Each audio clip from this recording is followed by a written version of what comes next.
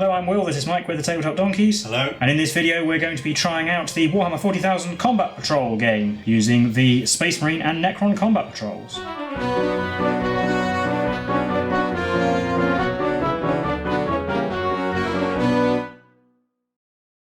So Combat Patrol is a particular way of playing the new edition of Warhammer 40,000. It uses the full 40k rules, but the armies are preset. This is army in a box, essentially, so you buy the Combat Patrol box, and it either comes with the rules in the box, or you can get them online, which you can also do if you already have the models. And these essentially have simplified data sheets and army rules, so they're not quite so full fat for the benefit of newer players. And then there are a selection of missions in the main rulebook, but otherwise it's exactly the same game. We're going to be playing the Necron Combat Patrol against the Space Marine one. Ironically, we've picked the two armies that I don't think you can actually get the whole army in a box right now, but we'll talk about that again later. You can see we set up a battlefield for the first mission of the Combat Patrol mission pack, called Clash of Patrols. We set up terrain on a 44 by 30 inch board, which it specifies. We've got some ruined buildings across the middle and then various other things, plenty of cover and line of sight blocking. We've got 4 objectives in the centre, 1 behind that building, 2 and 3 out on the sides, and 4 down the bottom. The primary objective is Take and Hold, which from the second battle round onwards you get 5 victory points for each objective you control, up to a maximum of 15 per turn, scored at the end of your command phase, unless you're the player going second in the 5th battle round, in which case you score at the end of your turn instead. And each side gets a secondary objective to choose from. We'll go over what those are in a moment, because they're specific to the armies. And there is a special mission rule called Retrieve Intelligence, which means from the second battle round onwards, if you control an objective in your command phase and your warlord's on the battlefield, you can retrieve intelligence from it, which gives you a command point. But each objective can only be picked for this once by either player. And as you'll see, we've already deployed our armies. So this is the Necron Combat Patrol. It's called Amonhotek's Guard, and it consists of Overlord Amonhotekh, who's armed with an Overlord's Blade and Tachyon Arrow, a unit of 10 Necron Warriors, 5 with Gauss Reapers, 5 with Gauss Flayers, 3 Scorpic Destroyers with a Plasma Sight, a Octavius Doomstalker, and a unit of Scarabs, which are out on the flank. I'll show you where they are in a second. And there's no options with this army, you just get these fixed, and they have slightly simplified rules compared to the full rules, as most units are missing 1 or 2 things. So I've got the Warriors with the Overlord joined to them on the right hand side there, the Destroyers in the middle behind this box, and the Doomstalker on the left. And then out on the left flank is a unit of 3 Counter Scarabs. Each combat patrol comes with an option of 1 of 2 secondary objectives. There's a default one and an optional one you can change it for. I've gone for the default, which is Reclaim and Dominate. So at the end of the turn, I score victory points if I have 1 or more units wholly within my opponent's deployment zone. There's also a choice of 2 enhancements for each army. I've gone for the optional one, called the Protocol of Resonant Focus, so in the command phase I can select a visible enemy unit within 12 inches of the Overlord, and my whole army gets to reroll 1s to hit against that unit. I have my Reanimation Protocols army rule, which works the same as it does in the full army list, but no detachment abilities or anything. I just get 3 stratagems I get to use with the Combat Patrol, which we'll probably see at least 1 of. And facing me on the other side of the board, we've got the Space Marines Combat Patrol. Yeah, so this is Strike Force Octavius. So we have Captain Octavius, the Captain in Terminator armour, who is the Warlord. He's going to have the default enhancement, which is Champion Duelist. So his melee weapons have precision and lethal hits. We've got a unit of 5 Terminators. We've got Librarian Tantus, who's just going to be here, because unfortunately I have 2 Terminator characters, but only one of them can join the unit of Terminators, so Captain Octavius is going to be joining them in this game. And then I have an Infernus squad as well. My secondary objective is going to be the default one, Wrath of the Emperor, where at the end of each phase I score 2 victory points if the captain model has destroyed 1 or more enemy models in that phase. I do get Oath of Moment, but it works slightly differently. It's only re-rolling hits, not re-rolling hits and wounds. And again, no tactical options or anything, but the Space Marines also have their own bespoke set of 3 stratagems they can use. So we just roll off to see who goes first, and whoever wins must go first, I believe. Well, I won, so we'll be on to Necron's turn 1. The only thing that happened in the command phase is we both gained a command point. The Scarabs advanced to get up the side of the board. They're basically just going to go and sit in the corner and gain me victory points from my secondary, because they're not going to be able to scratch Space Marines, and they don't have their special rule in Combat Patrol that lets them reduce the enemy's OC. The Doomstalker also advanced. It could have moved to put its toe into the ruin and shot, but if it advances to here, it can get in range of that objective. So I get 5 victory points next turn instead. The Destroyers advanced to get onto Objective 4, and the Warriors just shuffled around, so the ones with the Gauss Flayers can see things to shoot, while the other ones are hiding behind the box for now. So for shooting, we've just got the 5 Gauss Flayers in range, and we'll shoot at the Infernus squad. We won't shoot the 1-shot Tachyon Arrow yet. 5 shots hitting on 4s, because we haven't got the detachment rule that gives us +1 to hit when the unit's being led by a character, and Necron Warriors hit on 4s now. 6s are lethal hits. So we've got 1 lethal hit, but only 1 other hit, which wounds on a 4. It does. So 3+ save in cover. I'll take a wound. But that's it for my turn. The Doomstalker advanced, so it can't shoot. So therefore, we'll be on to Space Marine's turn 1. So Oath of Moment's going to go on the Warrior unit for now. The Inferno Squad advanced. They don't have Assault, unfortunately, and I don't want to get too close to the ruin so that the Destroyers have a harder charge. I get 3 of them on the objective at the very least. Librarian and the Terminators with the Captain just moved up normally, and we're going to do some shooting at those Warriors, starting with the Terminators and the Captain.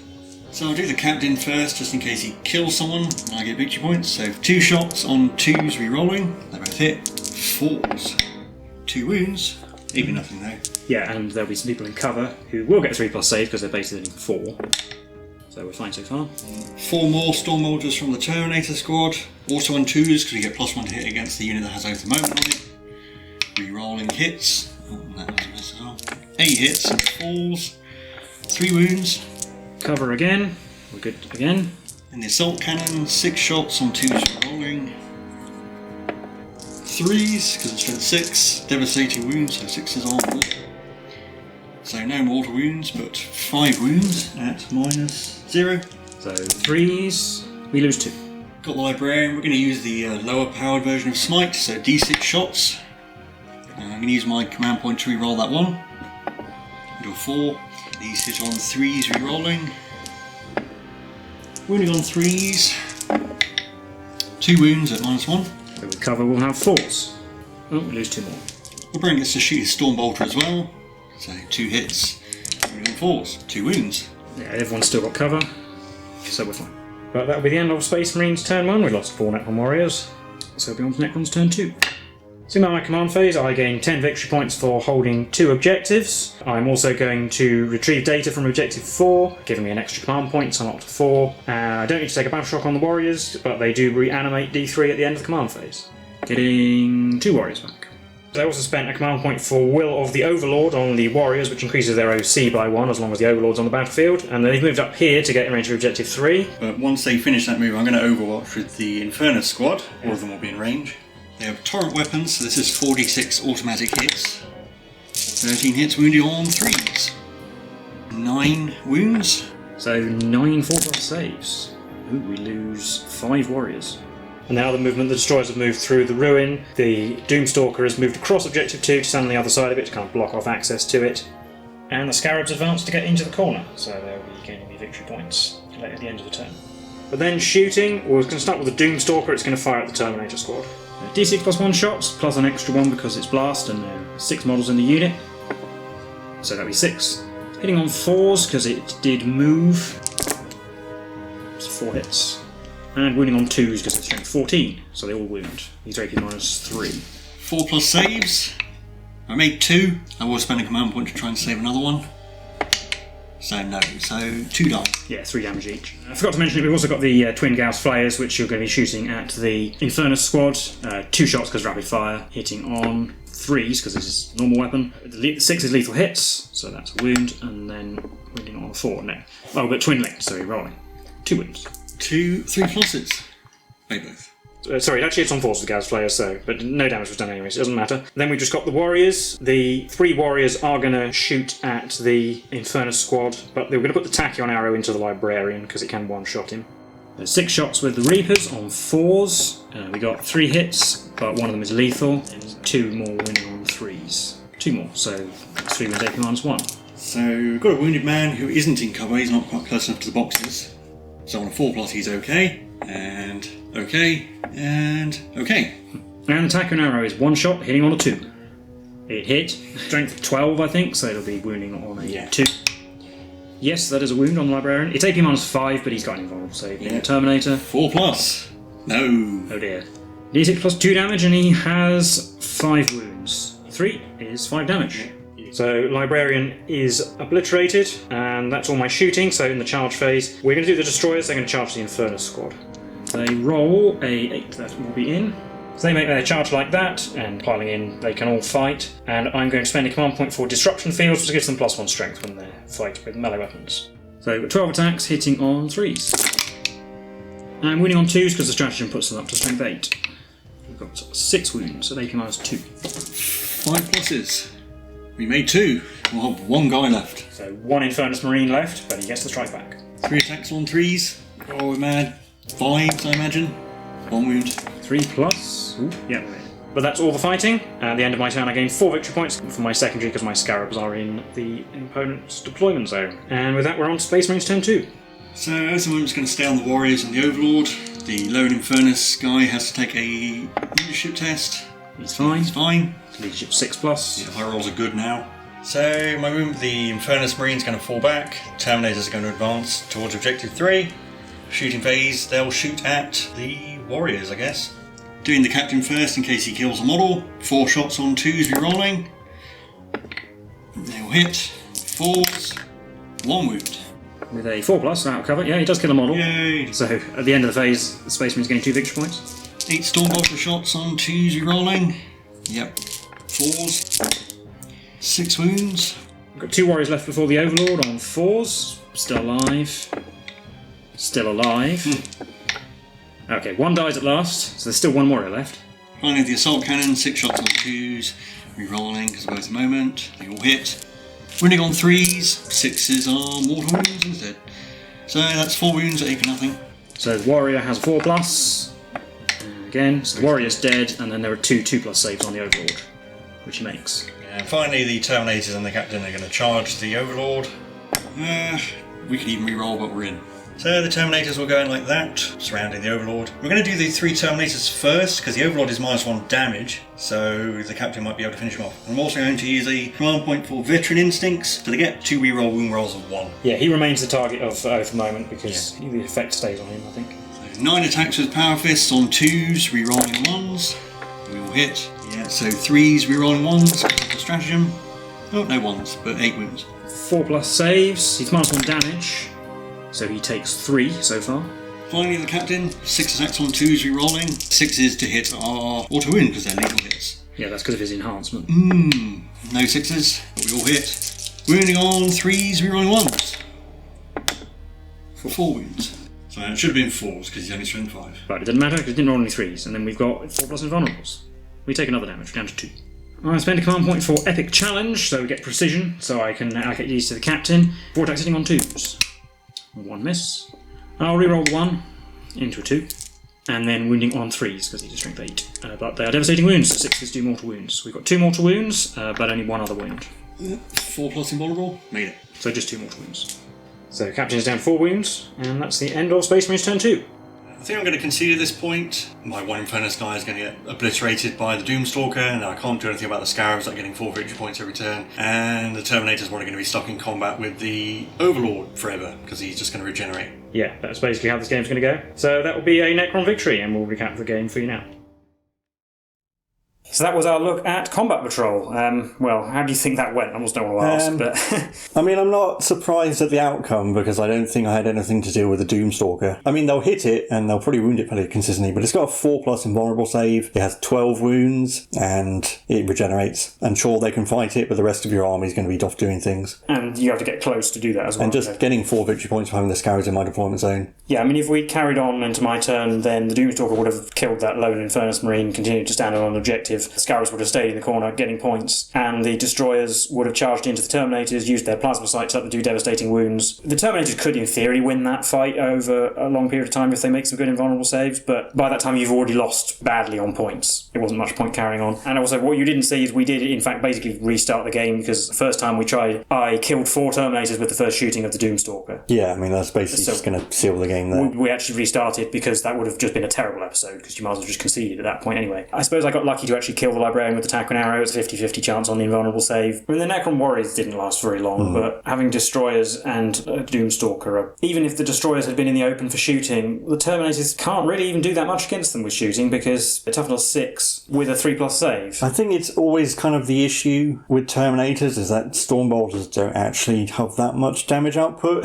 They're pretty good in melee, but you've got to get them into melee. And I think in the rulebook, the picture of the Combat Patrol shows them with the teleport hammer, but I don't believe they they actually have it. But I don't think being able to deep strike with it would have been terribly helpful in this game. It's a small board to do deep strike with, and it just keeps them off the board for a turn anyway, so... Yeah, I mean, there are multiple Space Marine combat patrols. I don't think any of them are amazing. I kind of think this one's possibly the worst, because you're pretty much reliant entirely on the unit of Terminators, and any casualties to them are pretty devastating, and you're going to be relying on making a lot of 4+ saves. Plus, you only have one of the two characters in the unit of Terminators, and a character on their own in 10th edition doesn't really do that much. Sure, the Librarian has reasonable damage output, but yeah, he'll just get sniped by a Tachyon arrow. And the Inferno squad, to be honest, I don't think really that good. There are things that would make them really good that are missing, like they don't have assault on their weapons. They're not terribly fast. Obviously, have no transport to put them in. Potentially scary, not too difficult to shift. Good for Overwatch. Yeah, we saw what they can do in Overwatch, and Overwatch also makes them a threat unit, so I don't want to move too close to them because of the Overwatch potential. But on the other hand, if you can outmaneuver them... I know, it's just the issue we had to take objectives. If it was a straight kill match, I probably would have deployed them differently. Yeah, with these combat patrols, they say that they did do a lot of balancing internally to try and make them all roughly the same, because every faction has one, we should say. We'll talk more about the mode in general in a minute, I guess, but there are some that perhaps just inevitably are not going to be as good a matchup as others. I mean, I guess this Space Marine combat patrol will probably actually do fairly well against the Death Guard one, because it's mostly Poxwalkers, and the Death Guard are going to have not a fun time fighting the Terminators, so I think it's just certain units, any one that has a vehicle in it against the one that doesn't. I mean, if that vehicle's a transport or something, I guess, because it's not going to at least do that much damage, Yeah. but the Doomstalker is a really powerful unit and it's really hard to kill. Yeah, one of the Marine ones has a Dreadnought, there's a Hellbrute in the Chaos one. The jet bikes in the Custodes one are going to be pretty insane at such a small scale game. I'm not expecting perfect balance in something that's for beginners, but probably is some bad matchups, which is to be expected. I can imagine someone getting the Astra Militarum combat patrol and their friend getting, say, the Drukari combat patrol, and the Astra Militarum player possibly not having a fun time against the Raider and